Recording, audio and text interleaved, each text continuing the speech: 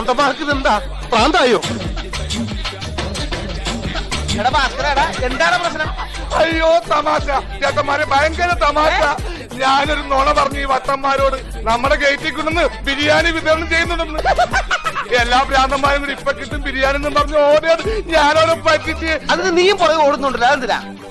ഇനി ചിലപ്പോ അവിടെ ബിരിയാണി കൊടുക്കണ്ടെങ്കിലാ പറയാൻ പറ്റൂലേ. സാധനം മുകളിൽ എത്തിക്കഴിഞ്ഞാ എങ്ങനെ പൊട്ടിത്തെറിച്ചു പോയിട്ടുണ്ടെങ്കിൽ എന്ത് ചത്തു പോകുന്നത്? എടാ, ഈ ഫ്ലൈറ്റിൽ പാരച്യൂട്ട് എന്ന് പറയുന്ന ഒരു സാധനമുണ്ട്.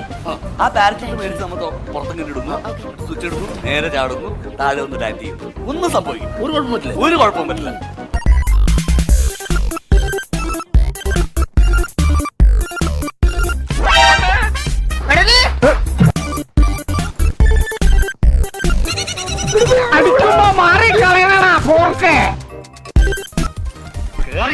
അവന്റെ അണവാന്ത് നോക്കി ഒരെണ്ണം കണ്ണി കൂടെ പൊന്നിയിച്ച പറക്കണം.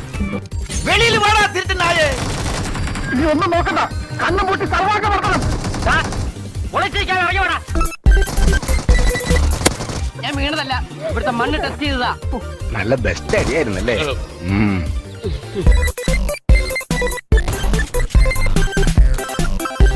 യവൻ പുലിയാണ് കേട്ടാ. ഓ കഥാമാന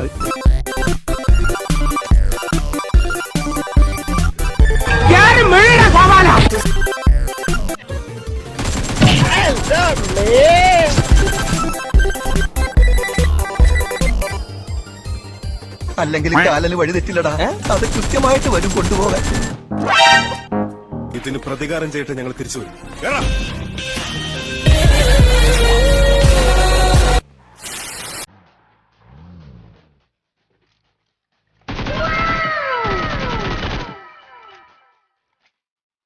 ഇനി കുറച്ച് ധനം വരെ കുഴമ്പെടുത്ത് വെച്ചോ. ആടി കഴിഞ്ഞ് തിരിച്ചു വരുമ്പോ എനിക്കൊന്ന് പുരട്ടാരാ. ചോര കണ്ട അറപ്പ് മാറിയവനാ ഞാൻ. ഏത് കൊമ്പം വന്നാലും ആ കൊമ്പ് ഒടിച്ചു കളയും ഈ ദശമൂലൻ.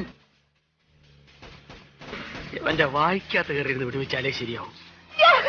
ഒന്ന് പോവാടാ മരമാക്കി, പോയി തരത്തി പോയി കളിക്കടാ.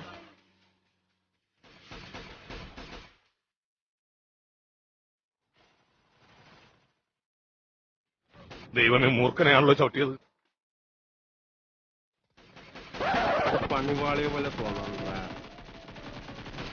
ഇങ്ങനെ ഒരു കുരിപ്പിനെ ഞാൻ കണ്ടില്ലല്ലോ. ഇതിനെ നീ ഇപ്പൊ ഉണ്ടാക്കിയതാണോ? പൈസുള്ളതാണ്.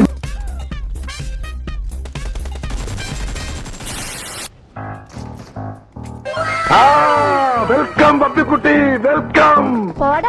ഇത്രയും കാലമായിട്ട് നിന്നെ അസുഖം മാറി. എന്റെ ദൈവമേ, ഒരവസരം, ഒരു പണി അവ കിട്ടുകൊടുക്കാൻ ഒരവസരം നിന്നല്ലേ? അവളെന്നെ ശരിക്കും മനസ്സിലാക്കിയിട്ടില്ല. എന്നോട് കളിച്ച അവളെ ഞാൻ പൊലിച്ചെടുത്ത് കൂപ്പിടിച്ച് ചവിട്ടുകൊടി തടിച്ചിട്ട് പഠിച്ചത്.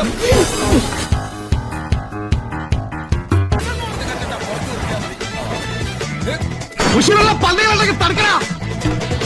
ഈരിക്കാലം ജോസിന് എത്തിപ്പതികളാരുമില്ലേ?